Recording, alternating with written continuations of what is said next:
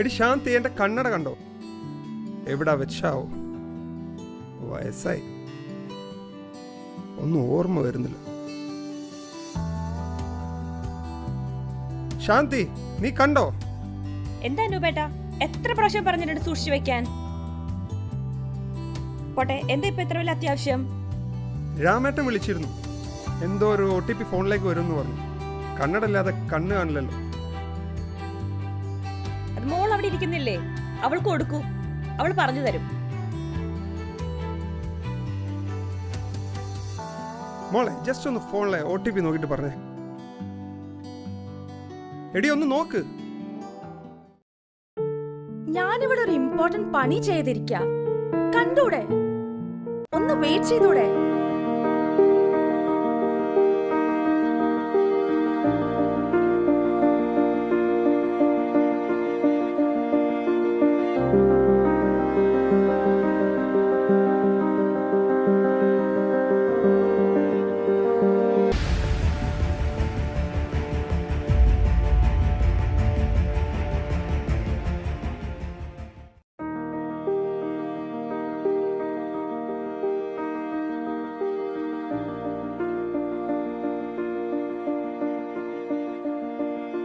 അനുപേട്ട, മോളെ കുറച്ചു നേരം നോക്കൂട്ടോ. ഞാൻ കിച്ചണിലേക്ക് പോകുവാണേ.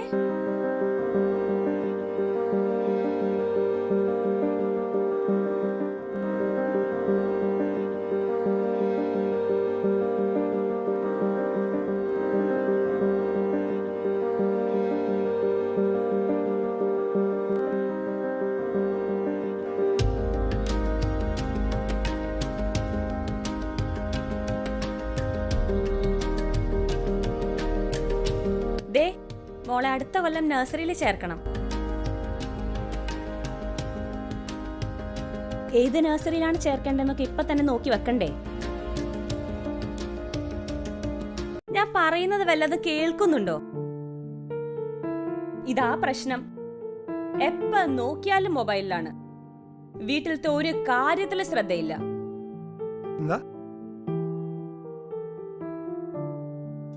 ഞാൻ മോളുടെ അഡ്മിഷന്റെ കാര്യമാ പറഞ്ഞത്. അതൊക്കെ ശരിയാവും, ഡോണ്ട് വറി. ഓ, മൊബൈലിലാവും എല്ലാം ശരിയാവുക.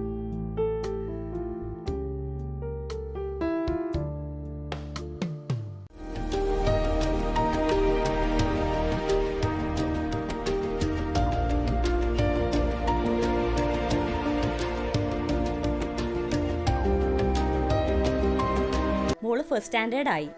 മോളുടെ ഹോംവർക്ക് ഒക്കെ ഒന്ന് ചെയ്യാൻ ഹെൽപ്പ് ചെയ്തൂടെ? ഞാൻ ഈ കുക്കിംഗ് എല്ലാം കഴിഞ്ഞ് ഇതെല്ലാം ചെയ്യാന്ന് വെച്ചാ വലിയ പാടാ.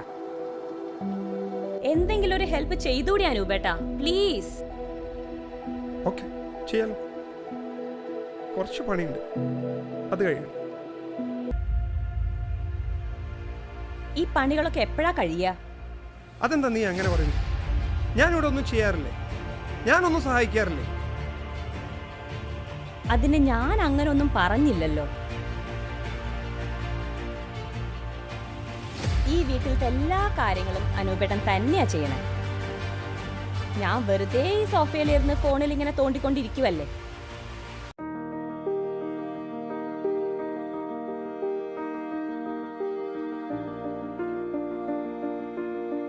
മോളെ, ഇപ്പൊ 3rd സ്റ്റാൻഡേർഡ് ആയി, നന്നായി പഠിക്കണം കേട്ടോ. ഹോംവർക്ക് എല്ലാം ചെയ്യണം.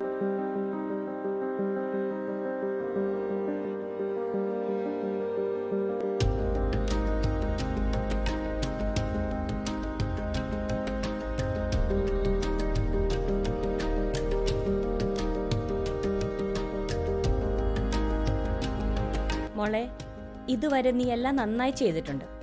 ഇക്കൊല്ലം 12th ആണ്. നല്ല മാർക്സ് മേടിച്ചാല് MBBS പോകാം. പോവണ്ടേ? പോവും.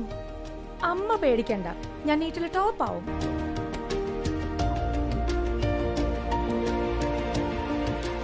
മോളെ, നീറ്റ് റിസൾട്ട് വന്നോ? നോക്കിയോ? ഇല്ലമ്മ, ഇപ്പൊ നോക്കാം.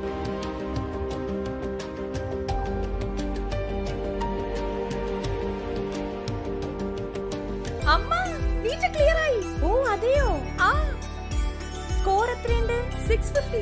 ആണോ? ആ, സ്കോളർഷിപ്പ് ഫെലോഷിപ്പിൽ അഡ്മിഷൻ കിട്ടുമോ? അനൂപേട്ടാ, ഇവിടെ എന്താ നടക്കുന്നതെന്ന് അറിഞ്ഞോ?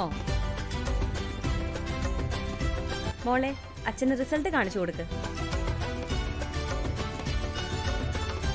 അച്ഛാ നോക്കൂ, നീറ്റ് ക്ലിയർ ആയി. റിസൾട്ട് ഒന്ന് നോക്കിയേ.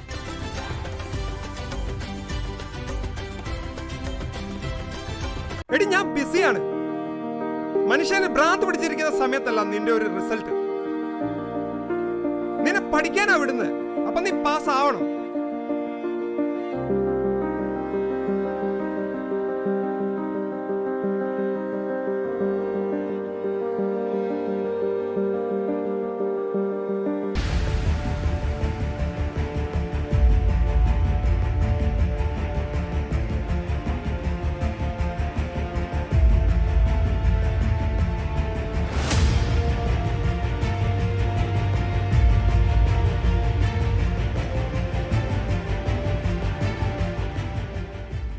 കാലം മുന്നേറുമ്പോൾ നമുക്ക് മുൻപിൽ നടക്കുന്നവരെ നമുക്ക് കാണാൻ പറ്റുന്നില്ല. ഒരു പിതാവിൻ്റെ കണ്ണുകൾ സ്ക്രീനിൽ പതിഞ്ഞപ്പോൾ തൻ്റെ കുഞ്ഞിൻ്റെ ചെറിയ വിജയങ്ങൾ, കളികളിലെ കിരീടങ്ങൾ, ആ ചിരിയുടെ നിറവും തിളക്കവും എല്ലാം അതീവമായ ഒരു നഷ്ടമായി മാറി. അവൾ ആദ്യമായി വിളിച്ച അച്ഛ എന്ന വിളി അവൻ കേട്ടില്ല. അവൾ ആദ്യമായി എഴുതിയ വാക്കും വരച്ച ചിത്രവും ഒന്നും അവൻ കണ്ടില്ല. അവൾ ഓരോ തവണ ഒറ്റപ്പെടുമ്പോഴും അവൻ്റെ വിരൽ സ്ക്രീനിൽ സ്ക്രോൾ ചെയ്തുകൊണ്ടേയിരിക്കുകയായിരുന്നു. ഇത് ഒരു സിനിമയല്ല, ഇത് നമ്മുടെയൊക്കെ ജീവിതത്തിൻ്റെ ഒരു സത്യം. കണ്ടു കഴിയുമ്പോൾ മാത്രം മനസ്സിലാകുന്ന ഒരു നേർസാക്ഷ്യം. നോക്കാത്ത നേരം.